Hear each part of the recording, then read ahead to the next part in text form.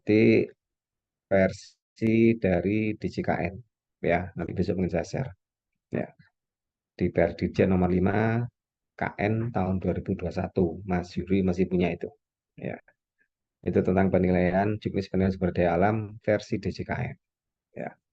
Nah,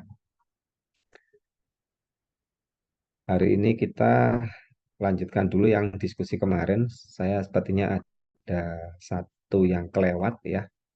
Ini satu hal yang saya minta Anda pahami betul untuk konteks penilaian di DJP, dalam hal ini untuk PBB ya, atas alur ini ya. Ini coba perhatikan.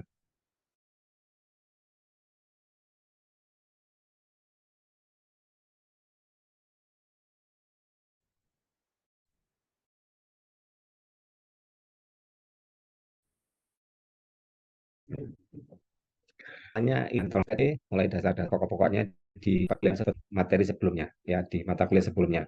Tapi secara umum kalau kita rangkum penilaian di PBB konteks pengadministrasiannya ya, itu adalah ini.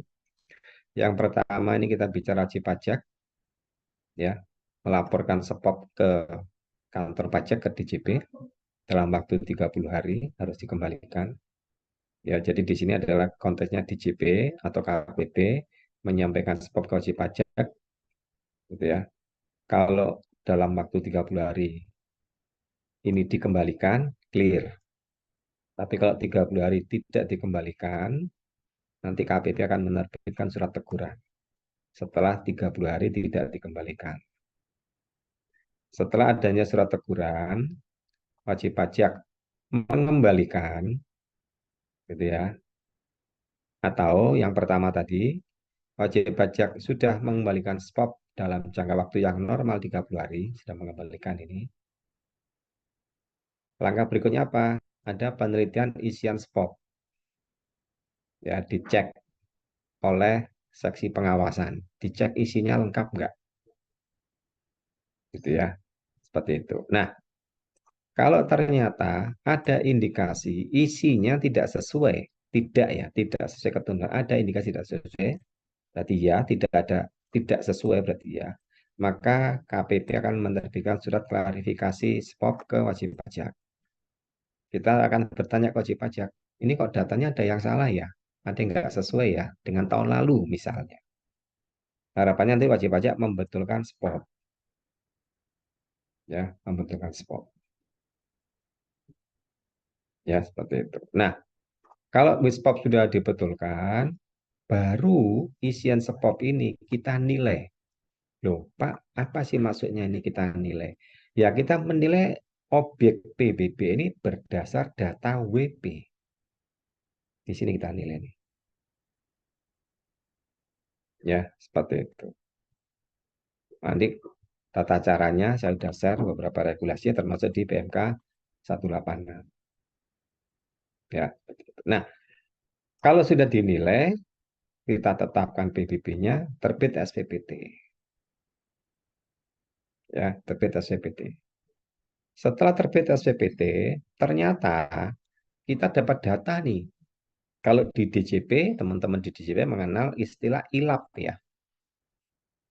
Informasi ya dari instansi, dari lembaga, dari asosiasi, atau dari profesi yang lain terkait dengan data. Ternyata ada PBB yang kurang dibayar. Dari mana nih contoh? Kebun misalnya. Ya, dapat data luas dari ATR BPN HGU. Oh, luasnya beda tuh sama data dari BPN. Berarti ada potensi PB yang kurang dibayar. Dari sini kita usul pemeriksaan. Ngikutin PMK 256. Nanti dari pemeriksaan kita terbitkan SKP PBB kurang bayar. Ini kondisi normal. Ada kondisi tadi yang berikutnya. Jadi sudah tidak mengembalikan, sudah ditegur, terus sudah mengembalikan, ternyata wajib pajak tidak mengembalikan stok, maka langsung diusul pemeriksaan. Itu poinnya. Nah, di dalam pemeriksaan nanti ada kegiatan penilaian. Itu poinnya.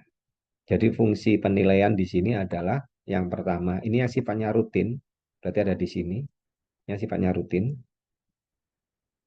sampai ke SPPT saja. Tapi kalau yang extraordinary, larinya ke pemeriksaan. Di dalam pemeriksaan ada penilaian. Itu yang perlu diingat ya, buat Anda nih. Ya, teman-teman nanti. Nah, ini seharusnya kemarin kita bahas poin-poin itu. Ya, nah berikutnya materi hari ini adalah saya ingin menunjukkan kita sedikit masuk ke sisi praktek. Kelas 6.2 ya. Ini mungkin sudah dapat kelas ini ya, sorry, kelas ini mungkin sudah dapat materi dari Pak Vindi terkait dengan review, kemarin sudah diulang ya terkait dengan penilaian untuk BBB, dan mungkin nanti ada beberapa hal terkait dengan penilaian eh, bangunan-bangunan yang sifatnya khusus. Ya, jadwal Pak Vindi hari apa ya untuk kelas ini? Saya lupa tuh. Hari Rabu, Pak. Besok, Pak. Oh, besok ya, sorry. Berarti belum dapat ya. Tapi nanti kalau dapat dari Pak Vindi nanti bisa dicek ya. Jadi hari ini kita masuk ke sisi praktek perhitungan di objek di sumber daya alam atau properti khusus ini, tapi yang masuk kategori bangunan standar sama yang bangunan non standar. Apa itu maksudnya nih? Saya kasih ilustrasi begini. Ya, ini di gambar ini ada gambar jembatan ya belakang. Terus ini ada gambar, dan tahu nggak ini gambar apa nih? Udang, Pak. Pabrik, pabrik kayu. Pabrik gudang, macam-macam lah ya. Ini sebenarnya pabrik pengolahan kelapa sawit, nah, tapi yang sudah tua. Nah, ini buat yang teman-teman yang di Sumatera mungkin tahu lah ya, dan di Kalimantan. Terus di sini ada apa ini? Tangki ya, sama ada ini. Nah, ini semua objek penilaian kita. Saya bicara bangunan dulu nih. Kenapa Pak ini kok alurnya bangunan dulu gitu ya? Karena saya dengan Pak Vindi sudah sepakat di awal pertemuan kita sampaikan dulu penilaian bangunan. Nah, nanti di pertemuan-pertemuan berikutnya baru masuk ke masing-masing sektor, mulai perkebunan sampai ke tambang, hutan, dan seterusnya. Tapi kita bahas dulu yang bangunan, karena nanti baik di kebun, baik di hutan, baik di tambang, akan ketemu bangunan-bangunan yang bisa jadi sama kondisinya. Ya, seperti itu. Kalau yang seperti ini, pasti ketemunya di mana? Di PBB, pertambangan migas, gitu kan ya. Ya. Di kebun nggak ada ini. Ya, seperti itu. Tapi yang seperti ini, di kebun ada, di hutan ada, di tambang juga ada. Nah, gitu ya. Makanya ini kita kasih materinya dulu nih. Kalau yang ini pabrik, ya mungkin jenis pabrik untuk yang pertama migas akan beda modelnya. Ya, seperti itu. Nah, itu gambarannya. Nah, kita refresh dulu nih. Yang namanya objek penilaian untuk PBB P5L itu meliputi bumi dan atau bangunan. Clear ya. Ini harus ingat-ingat nih. Ya, di mana kalau kita bicara bumi, ini terdiri dari permukaan bumi, ya, yang meliputi tanah dan perairan, dan tubuh bumi. Jadi ada permukaan dan ada tubuh bumi di bawahnya. Berikutnya ada bangunan. Apapun jenis bangunan yang ada di dalam objek itu jadi objek penilaian PBB P5L. Ya, seperti itu. Nah, saya bahas dulu yang bangunan. Untuk yang buminya atau tanahnya, kita bahas per masing-masing sektor nanti di pertemuan berikutnya. Kita lihat dulu nih definisi bangunan. Apa itu bangunan? Berdasar PMK 186 definisinya, konstruksi teknik yang ditanam atau diletakkan secara tetap pada bumi yang berada di kawasan bisa kawasan perkebunan, bisa kawasan perhutanan, pertambangan migas, pertambangan panas bumi, termasuk pertambangan mineral atau batu bara. Ini berarti yang ada di daratan. Ada lagi bangunan yang melekatnya di perairan. Apa itu? Bisa jaringan pipa, bisa jaringan kabel, kabel bawah laut, bisa ruas jalan tol yang seperti ini. Ada di mana nih? Ada di Bali, tahu ya? Kalau Anda main ke Bali, lihat ada jalan tol di atas permukaan di perairan, di perairan.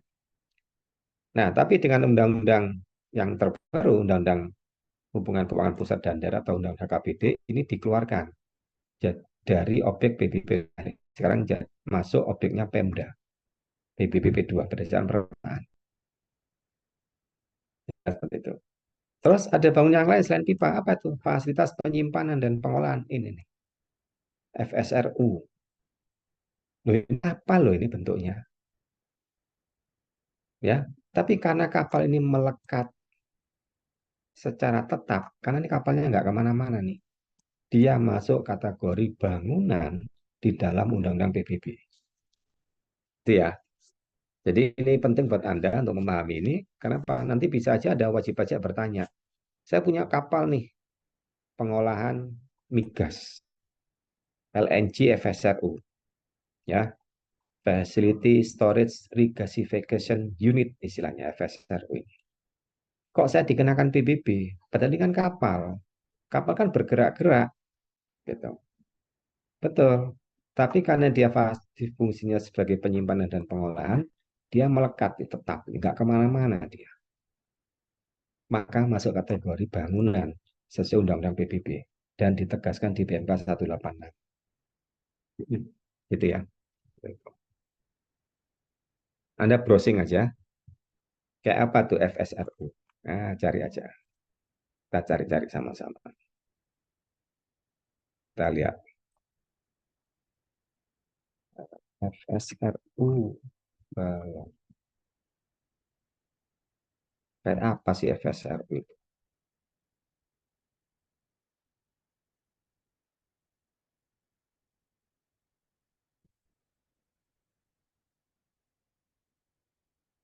Coba browsing aja. Kayak gimana tuh? Ini contohnya.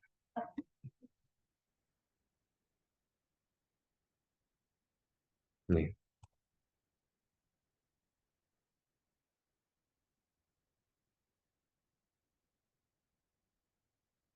Ini bangunan. Kenapa? Ini nggak kemana-mana dia. Kelihatan ya? FSRU Lampung. Ya, seperti itu. Ini kalau di ketentuan PBB, ini termasuk kategori bangunan. Ya, seperti itu. Oke, kita balik lagi.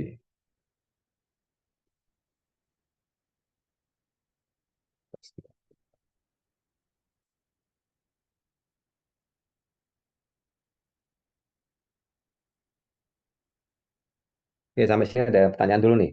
Untuk masalah pendefinisian objek dulu nih. Belum saya lanjut.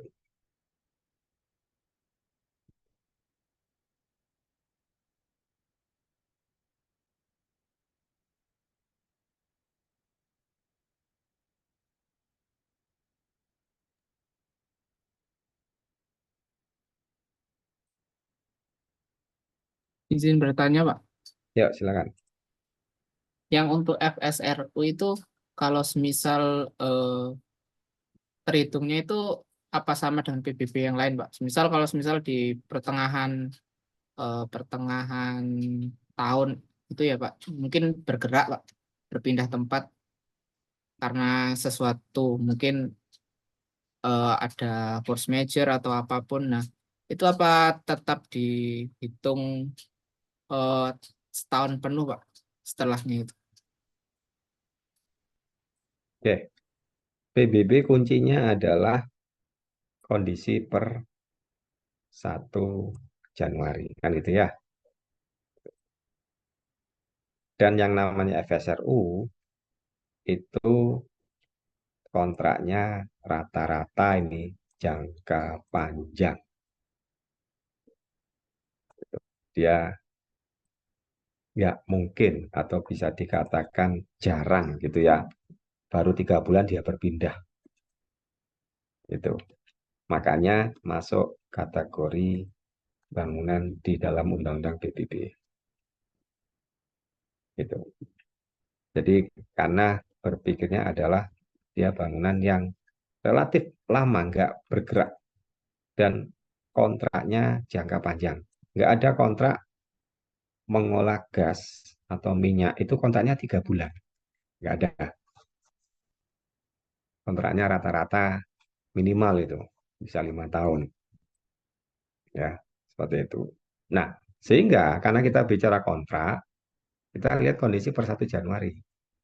Misalnya kontrak 5 tahun.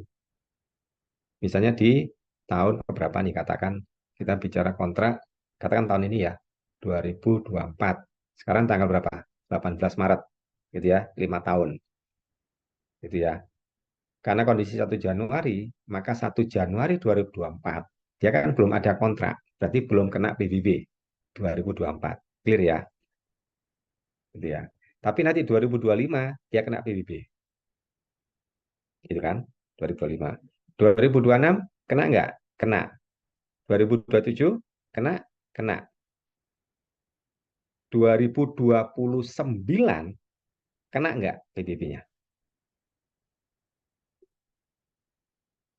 Kena kan?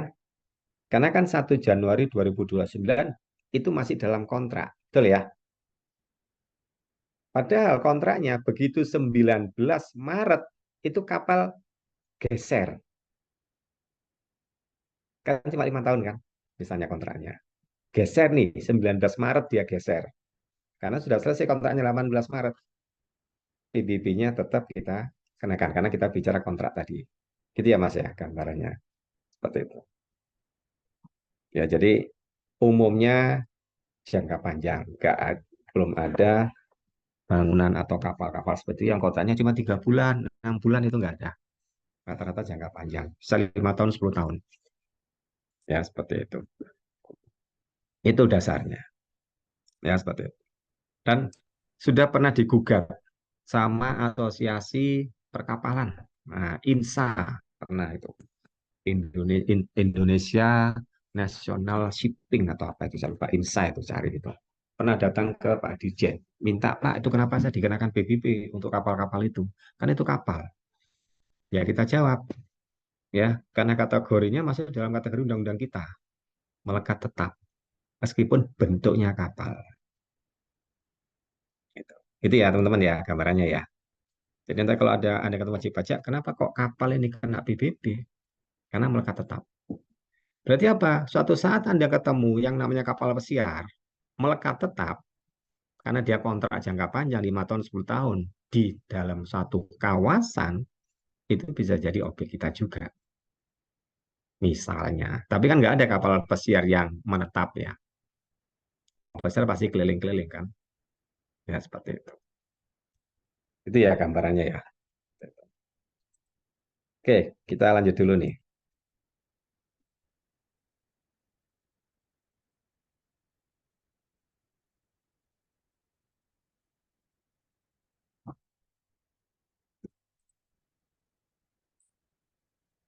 Oke, nah, jadi kalau kita bicara bangunan untuk objek PBB, atau ini masuk kategori properti khusus ya, ada 2 kelompok besar, yaitu yang sifatnya umum, masuk kategori jenis penggunaan bangunan yang sifatnya umum, sama yang sifatnya khusus. Itu semua masuk dalam kategori objek bangunan di BBB 5L. Apa saja yang sifatnya umum? Yang pertama apartemen, bangunan parkir, dan seterusnya, termasuk perumahan, kantor, SPBU, dan seterusnya, toko, restoran, dan sebagainya. Ini sifatnya umum. Kita masukkan dalam istilahnya kelompok satu dia. Berikutnya, ada yang sifatnya khusus. Apa saja yang khusus? Ya, ini kalau kita kategorikan masuk kelompok 2 dia. Apa saja yang khusus? Bisa anjungan lepas pantai, platform. Kayak apa tuh platform? Ini platform contoh. Ini platform, anjungan lepas pantai. Ya, cerobong, kompresor, kondensat recovery, cooler, dan seterusnya. Gas put ini ada di instalasi migas. Kilang, konveyor, dan seterusnya. Termasuk landasan pesawat udara, oil metering, power generator, power plant, dan sebagainya. Cooling tower, manifold, dan seterusnya. Ya, nah, yang seperti ini masuk kategori bangunan khusus, kata di FSRU. Masuk ke bangunan khusus. Besok kalau misalnya kita jadi praktek nih, saya dijanjikan sama Pak Christian Agung ya, nanti kita praktek di objek panas bumi. Nanti Anda akan ketemu cooling tower, akan ketemu cerobong, ketemu kompresor, ketemu kondensat recovery, ketemu cooler, dan sejenisnya. Ya, seperti itu. Nah, ini semua. Sekian jenis bangunan yang ada di seluruh objek, baik itu kebun, hutan, tambang, pertambangan, migas, panas bumi, termasuk mineral batu bara, termasuk yang di sektor lain. Ya, seperti itu. Nah, saya ambil contoh sekarang. Anda misalnya nih kebetulan dapat penempatan LTO, ya. Anda nanti lulus, misalnya penempatan di LTO. LTO itu per 1 Januari besok dia harus mengadministrasikan PBB karena NPWP nanti kita pusatkan. Betul ya? Sudah dengar informasinya ya, bahwa NPWP akan kita pusatkan. Sudah nggak ada lagi cabang lokasi. Sehingga dulu PBB yang dikenakan di lokasi, di KPP-KPP lokasi, itu semua akan ditarik pengadministrasiannya ke LTO. Misalnya, kalau dia terdaftarnya di LTO. Kalau dia terdaftar di KPP Madya, misalnya Jakarta Barat, misalnya ya Jakarta Barat yang mengadministrasikannya.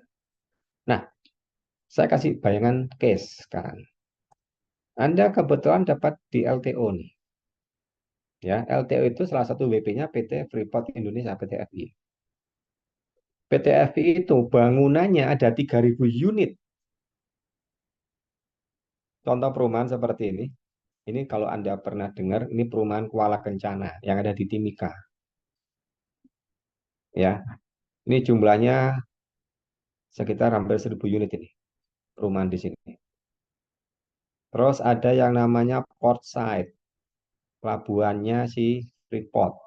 Ada gudangnya, ada pembangkit listriknya, ada macam-macam di sini. Ini bisa puluhan bangunan di sini. Terus ada fasilitas pengolahannya yang namanya mill site. Ini ada di puncak Gunung Grasberg. Ada sekian unit bangunan di sini. Terus orang-orang yang kerja di mill site ini tinggalnya di Rich Camp. Rich Camp ini kawasan perumahan yang ada di ketinggian 2.000 meter di atas permukaan laut. Ini sekitar 2.500, ini sekitar 2.000-an. Dan ini jumlahnya ratusan unit bangunan. Ya, ini spotnya masuk ke Anda di LTO. Gimana menilai ini semua? Kalau ini dinilai dengan caranya KJPP, 1 bulan nggak selesai, betul ya? Clear ya? Anda nilai satu-satu nih, ada gudang, ada pembangkit listrik, ini pembangkit listrik ini, yang ini pembangkit listrik, dinilai satu-satu. Terus ini ada pabriknya, pengolahan, ya, tembaga, emas ada di sini semua, gitu kan? Yang diambil dari mulut tambang, semua diolah di sini. Terus karyawannya tinggal di sini, ada beberapa model bangunan, ada beberapa jenis bangunan. Ini jumlahnya ratusan. Ini juga ratusan rumah karyawan dan sebagainya. Gimana caranya? Ini 2 minggu selesai. Kebayang nggak kira-kira? Menilainya 2 minggu selesai. Kira-kira kebayang nggak? Caranya gimana ini bisa 2 minggu selesai? Kita pakai tools. Nah, toolsnya namanya aplikasi BDNPP atau di PKP 2000. Saya sudah share aplikasinya. Ya, jadi di situ sebagai alat bantu, ya, sebagai alat bantu. Ya, di situ jenis penggunaan bangunannya ada JPP perumahan, perkantoran, pabrik, dan seterusnya. Yang ini semua merupakan kategori bangunan yang sifatnya umum. Yang di sini nih. Paham ya maksudnya ya? Gambarannya ya. Ya, seperti itu. Sehingga wajib pajak itu sebenarnya hanya cukup mengisi SPOP. Bisa tunjukin SPOP-nya. Saya udah share ya SPOP di per, sorry, per.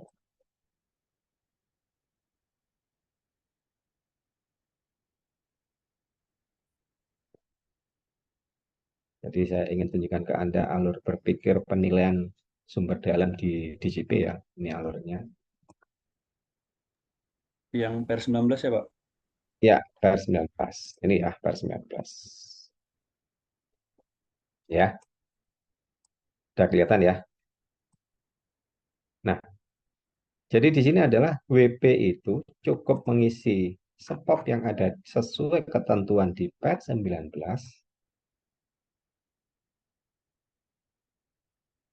Ya, ini contohnya.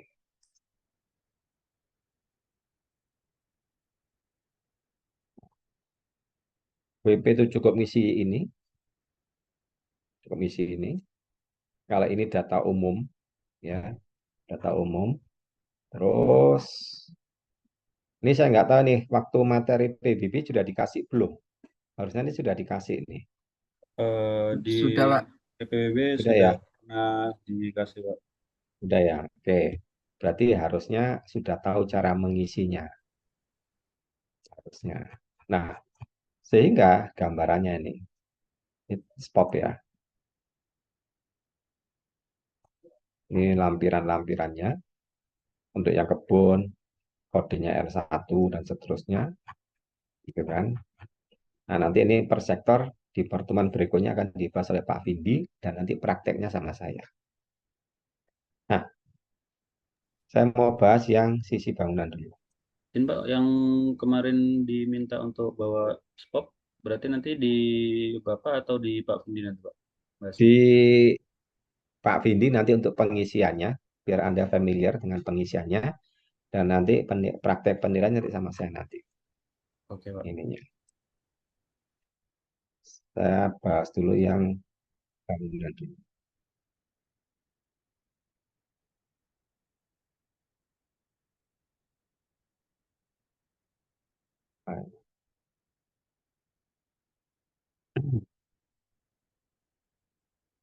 Oke, ini bangunan untuk sektor lainnya.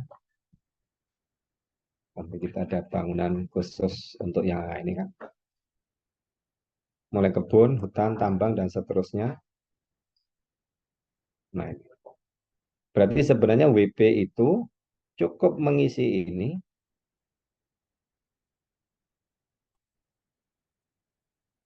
ya kan?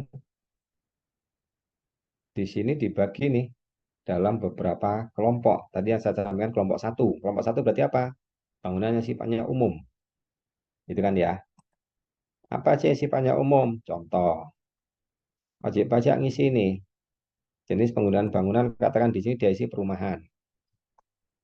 Ya, namanya apa? Lokasi di mana? Contoh tadi di Kuala Kencana, tulis Kuala Kencana di sini. Kondisinya baik, sedang, dan seterusnya. Berapa lantai dia, luas bangunannya berapa di sini diisi, dan seterusnya.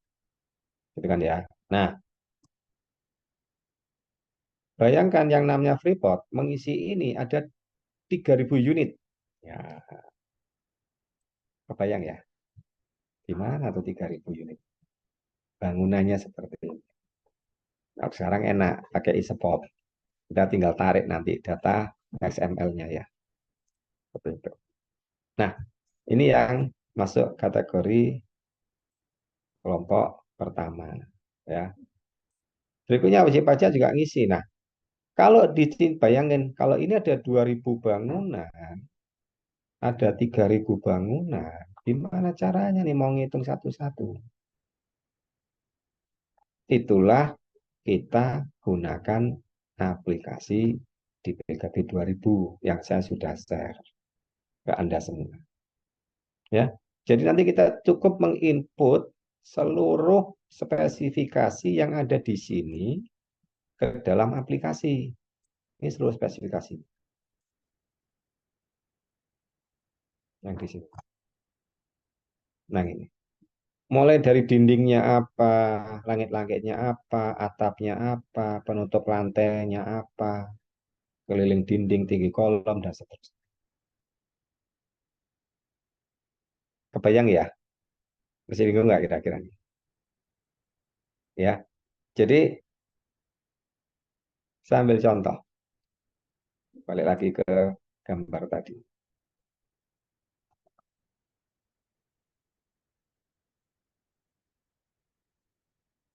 Kebetulan katakan pabrik seperti ini ada 10 unit atau ada 50 unit. Gimana cara menentukan nilainya? Cukup masukin, kita lihat daftarnya diisikan BP, misalnya tadi dia tulis ya,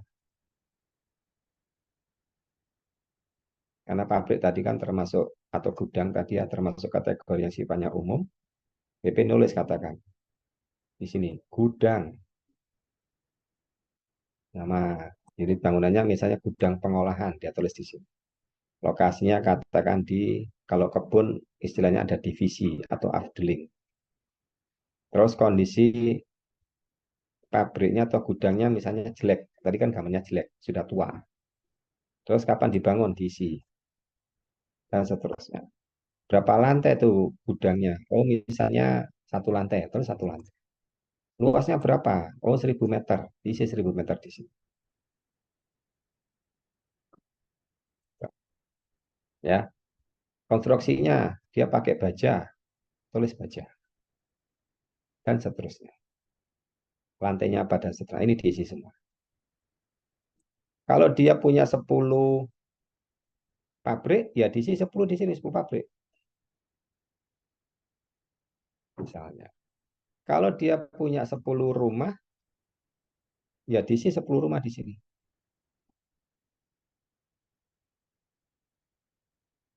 Nah, tugas penilai pada saat ini sudah terisi, kita tinggal masukin ke aplikasi DPKP 2000 yang saya sudah share.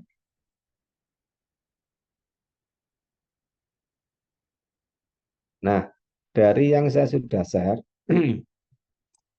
ada yang kesulitan nggak menginstal? Eh, untuk teman-teman yang pakai Mac, Pak, belum bisa untuk menginstal, Pak, karena filenya masih yang Pakai exe. Mac ya. Wah, Mm-mm. kalau yang terpaksa yang pakai Mac harus lihat punya temennya yang pakai Microsoft ya.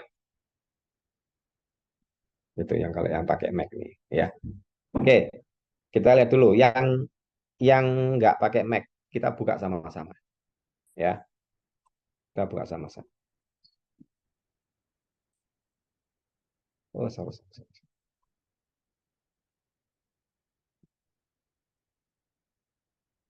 Yang sudah berhasil install, itu begitu diklik akan masukkan nama pemakai ya.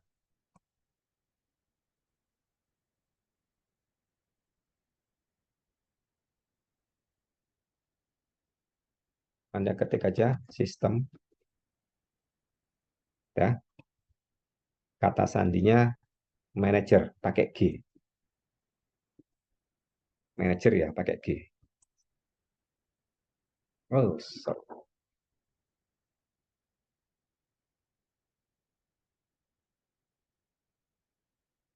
Sudah kelihatan? Udah, Pak. Nah, nah Nanti di sini ada pilihan-pilihan menu-menunya. Yang pertama nih seleksi wilayah, tergantung wilayah provinsi, kabupaten kotanya mana. Tapi sebelum itu kita isikan dulu. Contoh nih, ya, kita ngisikan di menu edit di sini, entry wilayah. Contoh nih, Mas Tama, Langsa ya, Mas Tama ya. Betul. Kode NOP Provinsi Aceh itu berapa? Saya nggak hafal ini. Kalau Anda sudah dapat spot yang tak dari teman Anda yang di KPP Langsa, misalnya gitu. Oke, kita ambil contoh ngawur aja ya. Contoh aja ngawur nih. Misalnya kasih kode 88 gitu ya. Misalnya gitu ya. Ini berarti anggaplah ini Aceh. Oke, kasih lagi. Pindahnya pakai tab ya atau Anda pindahin kursornya. Misalnya kabupatennya eh, Langsa. Oke ya. Kecamatannya ini 3 digit ya. Anggaplah 88. Kecamatan apa nih Mas Tama nih contoh aja. Kecamatan Kot Langsa Baru, Pak. Wangsa ya. Langsa Baru. Ini. Langsa, Pak. Langsa Baru. Oh, Langsa Baru, sorry. Langsa Baru. Terus kelurahannya misalnya Sukamaju. Nah, itu aja ya. Contoh nih. Langsung praktek ya. Teman-teman yang sudah bisa install.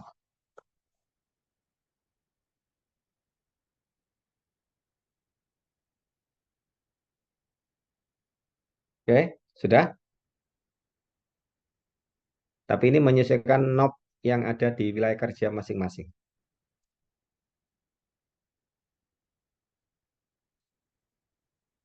Sudah?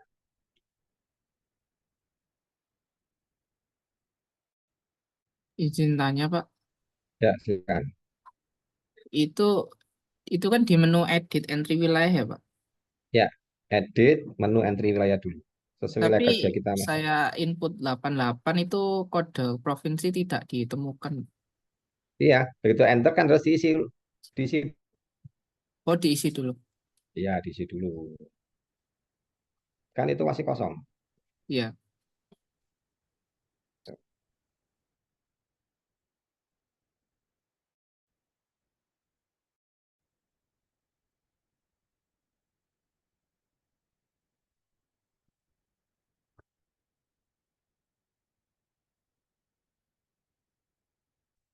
Coba dulu, sampai saya tunggu yang lain. Silakan.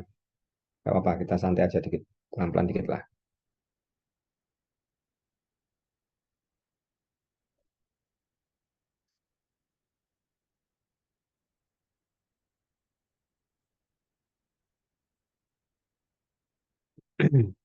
Ada yang kesulitan?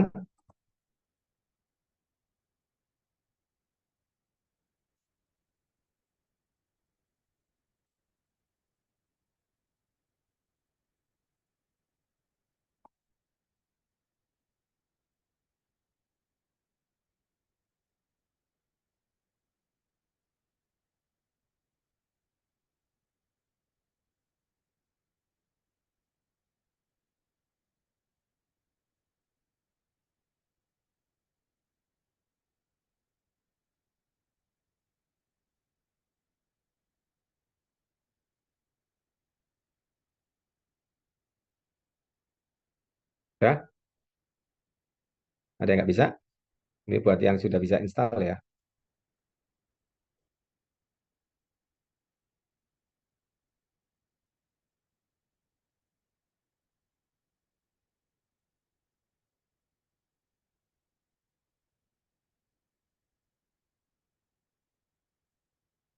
Udah ya.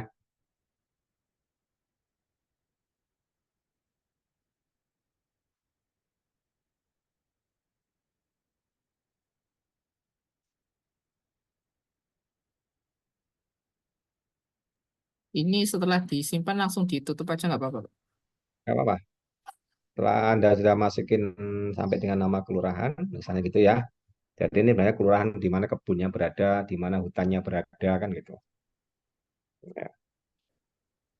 Oke, kalau sudah,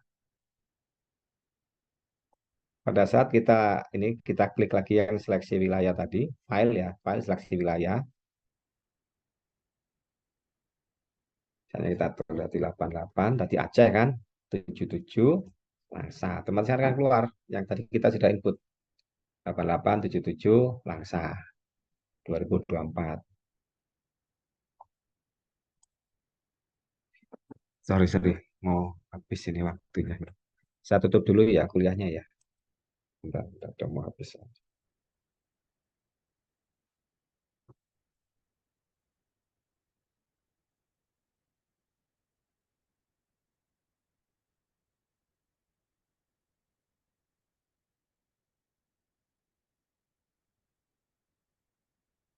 Anda coba dulu sebentar, saya ambil apa charger, habis chargernya sebentar ya.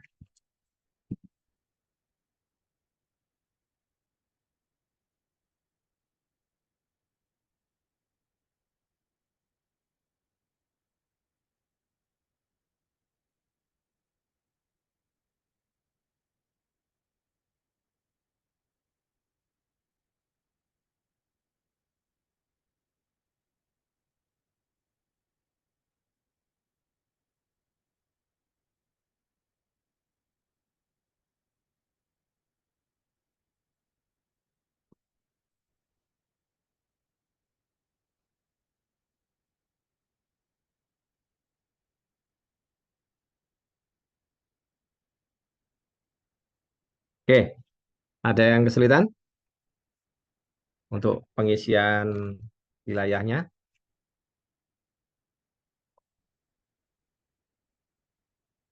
Bisa semua ya? Ini yang udah bisa install ya. Oke, lanjut dulu kita ya.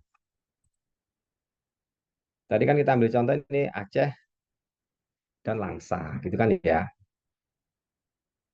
Kita simpan gitu kan. Terus apa langkah berikutnya? Kita isi dulu resource-nya, harga material, upah, dan bahan. Caranya gimana? Di menu edit ya, ada harga resource. Di sini ada harga resource, kita klik.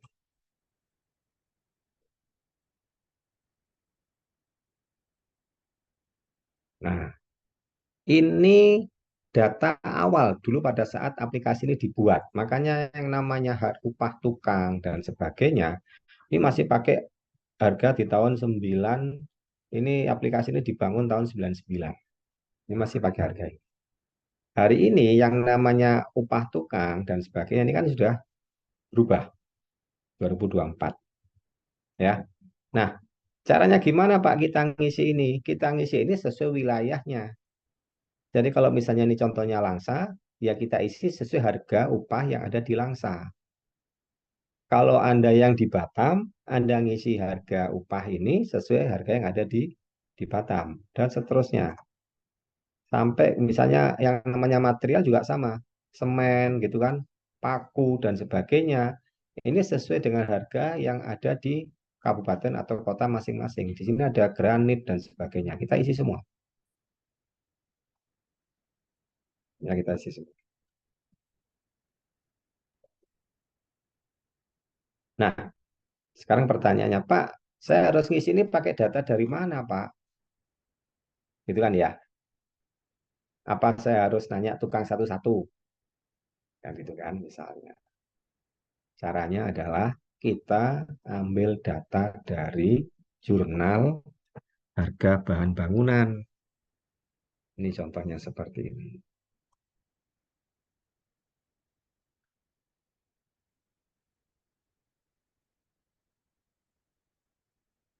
Ini jurnalnya. Ini data tahun 2023, karena 2024 belum terbit. Nanti terbitnya sekitar bulan Agustus, Juli Agustus. Ya. Nah, di sini sudah ada harga per wilayah nih contoh. Aceh Langsa, berarti pakai yang data yang ada di sini nih. Ya kan? Ini kan ada Langsa ya. Nah, ini ada contoh Langsa nih. Nah, gitu caranya.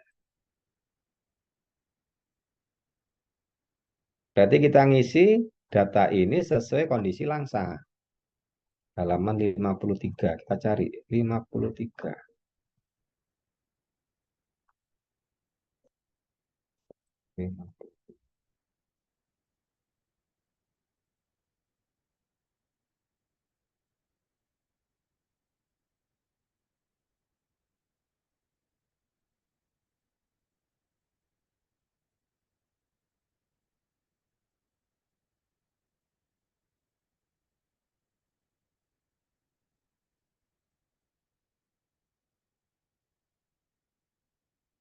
Nah, ini Langsa. Nah, kawan ya, ini Langsa.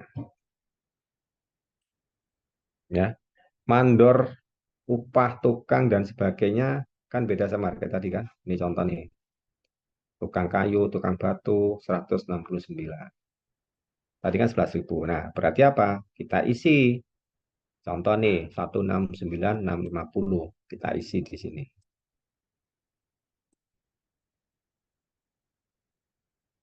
Atau tadi ya, berarti kasih 169.500 katakan. Nah, katakan anggapnya sama nih. Contoh aja ya. Mandor 175 misalnya. Ini kita isi. Terus kita isi. Ya, pekerja bisa 150. Kita isi. Tukang besi bisa 150. Sesuai daftar tadi. Ya, terus kita isi semua. Ya, pasir, batu kali. Ya, kita lihat di Langsa, batu kali itu berapa harganya, pasir itu berapa harganya.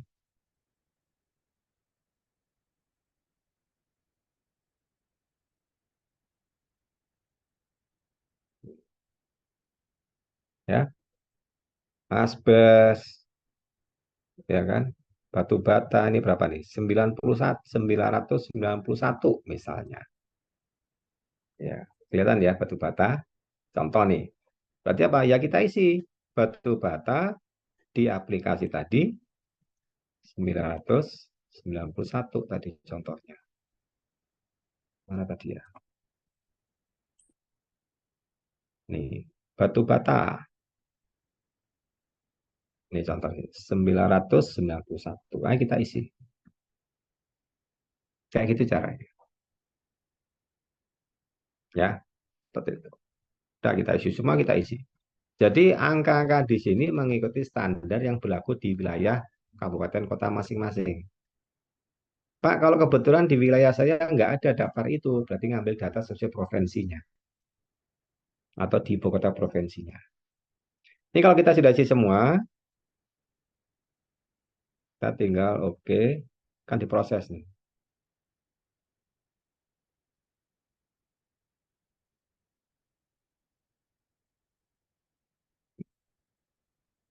Ini sudah terbentuk nih. Nah, berarti kalau sudah terbentuk di dalam aplikasi ini sudah ada database terkait dengan harga upah dan material. Setelah itu apa? Kita tinggal salin yang tadi contoh sesuai di skopnya wajib pajak. Contoh nih. Wajib pajak katakan ini contoh ya. Di sini ngisi dia pabrik atau gudang misalnya. Luasnya katakan ya, luasnya 1.000 meter. Di sini nih katakan ya. Terus kondisinya pakai konstruksi baja dan seterusnya. Kita tinggal input aja yang di aplikasi tadi.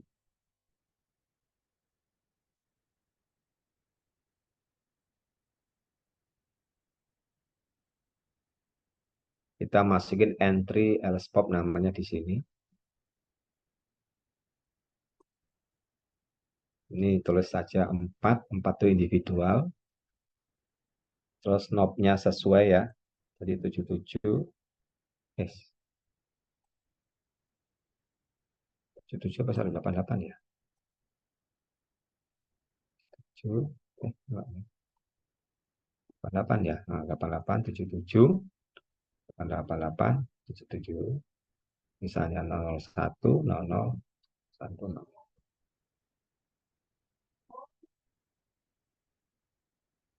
Ya.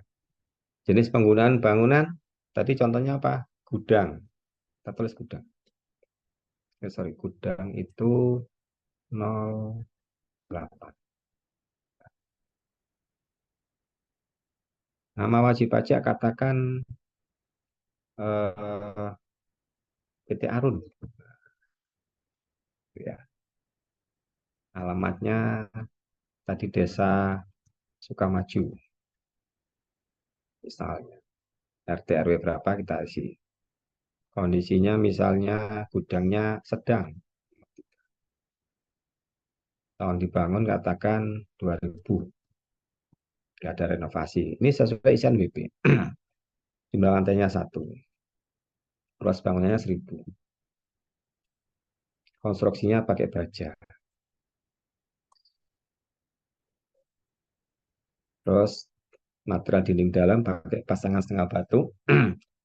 Ini merefresh lagi pengetahuan Anda tentang tekbang ya. Anda sudah dapat tekbang kan ya? Sudah kan ya? PSKB Pak dulu namanya. Oh ya ya. Ya sama lah ya, pengantar struktur ya. Oke. Terus dinding luar misalnya ini lanjut ya. Pasangan setengah batu kan gitu. Terus dari sini. Dinding dalam bahkan pakai cat gitu kan misalnya. Ini pakai cat. Terus langit-langitnya misalnya triplek kan gitulah ya. Atapnya pakai seng. Oh, sorry, seng. Asbes lah. Oke. Lanjut.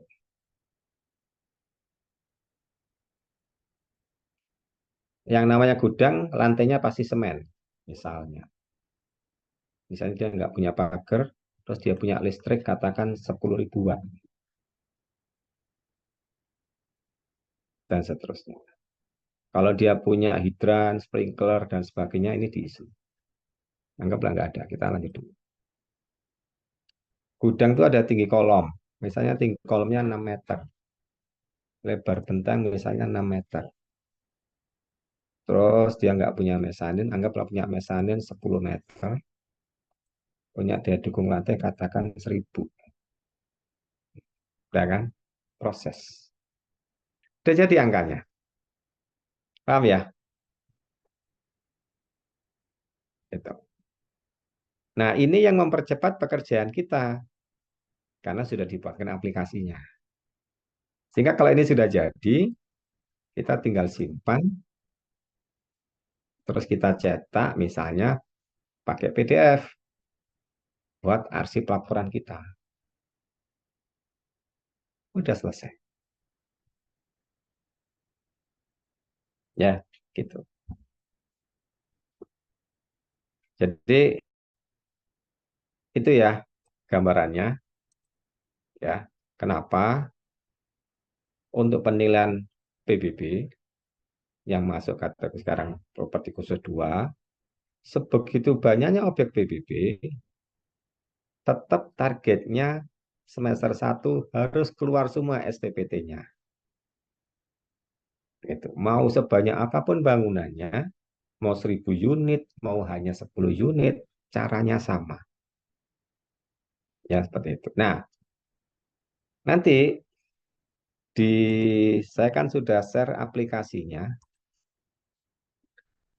Berikutnya saya share jurnalnya buat Anda praktek di rumah.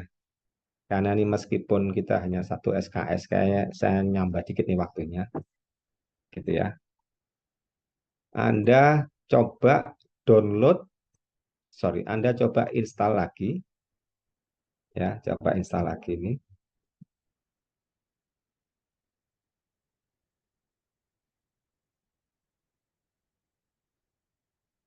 Misalnya seperti itu ya. Terus untuk isian materialnya dan harga upah saya share ke Mas Tama. Nanti Anda latihan menginput masing-masing sesuai wilayah KPP masing-masing. Anda latihan.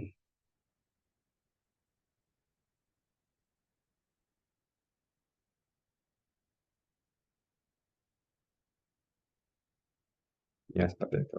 Nah, nanti di pertemuan berikutnya kita akan bahas hasil downloadan Anda dan kita nanti akan coba satu case bangunan yang tadi mungkin misalnya dari Mas Tama atau mungkin teman-teman yang lain yang sudah dapat data stok dari KPP asal,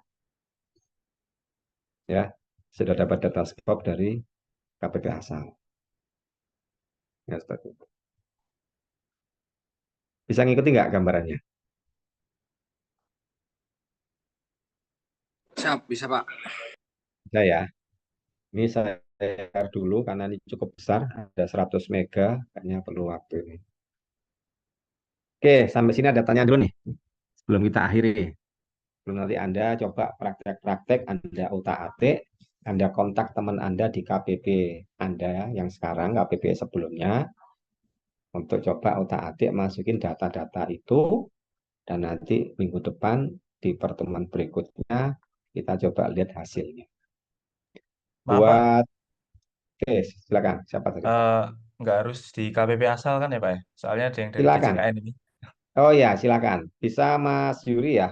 Nanti kalau Ya Anda Pak. satu kos dengan Anda ada satu kos dengan teman Anda dari KPP mana gitu ya, Anda mapping aja di situ datanya. Nggak apa-apa. Baik, Pak. Sesuai SPOP aja ya, Pak? Ya, sesuai SPOP aja. Baik. Izin Pak, Ya, seperti berarti itu. untuk SPOP-nya nanti itu bisa satu SPOP dua atau tiga orang ya Pak? Kalau misalnya temannya ada yang, Bebas, bebas saja karena buat latihan. oh iya Pak, Tapi kita belajar yang bangunan dulu ya. siap Pak. Karena nanti kalau bangunan kita sudah kuasai, karena saya ngajarkan untuk yang sifatnya umum, karena tinggal input aja. Nanti yang dari Pak Vindi yang sifatnya khusus, ya tadi kayak cerobong, silo, dan sebagainya gitu ya. Nah, nanti di sesi pertemuan berikutnya sudah bicara per sektor, nanti prakteknya akan beda-beda tuh. Ya, nanti kita prakteknya nanti dari spot kebun, di situ punya tanaman apa dan masuk bangunan, kita praktek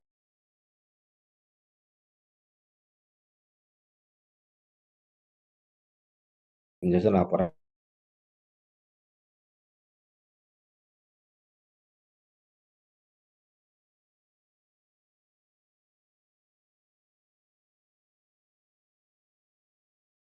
Silakan.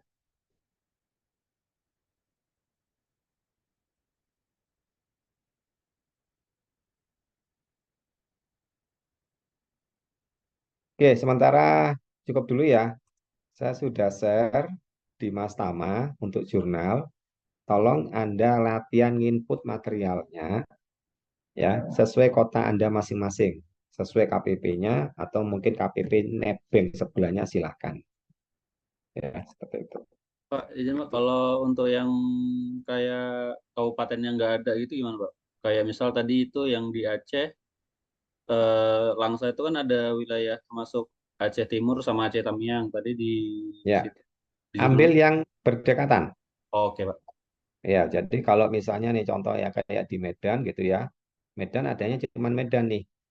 Misalnya, adanya cuma Medan sama Siantar.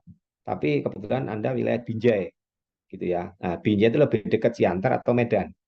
Kalau lebih dekat Siantar, ambil data Siantar. Kalau lebih dekat Medan, ambil datanya Medan. Ya, seperti itu. Itu ya gambarannya ya. Saya sudah share materinya, Anda buat latihan. Nanti di pertemuan minggu depan, kita sama-sama lihat hasilnya. Ya, seperti itu. Oke, ada pertanyaan sampai sini? Kalau nggak ada, sementara cukup dulu ya. Kita cukupkan dulu sesi ini. Silakan Anda otak-atik latihan-latihan lagi. Mudah-mudahan kalau ada trouble, oh ya, aku nitip Mas Tama aja, bikin grup kelas aja ya. Jadi kalau ada trouble langsung nanyanya di grup aja. Jadi nanti jawaban satu orang atau pertanyaan satu orang saya jawab langsung, nanti yang lain bisa tahu kira-kira kurangnya di mana, gitu ya. Kalau yang nanyanya lewat Mas Tama nanti kelamaan ininya ya. Berarti Kita dibuat bikin grup kelas saja aja ya. ya Pak ya. Nah, Satu ya. kelas Pak. Ya, oke Pak. Nah, ya. Jadi kalau ada yang punya trouble-trouble, langsung nanyanya di grup ya, biar yang lain bisa ngikutin juga, gitu ya. Setuju ya. Oke, itu aja. Kita jauhkan dulu. Makasih atas perhatiannya. Selamat siap-siap untuk berbuka puasa buat yang menjalankan ibadah puasa. Ya, kita ketemu lagi minggu depan. Kita akhiri. Assalamualaikum warahmatullahi wabarakatuh. Waalaikumsalam. Waalaikumsalam warahmatullahi Terima kasih Pak. wabarakatuh. Terima kasih, Pak. Oke, kasih ya. Tutup ya.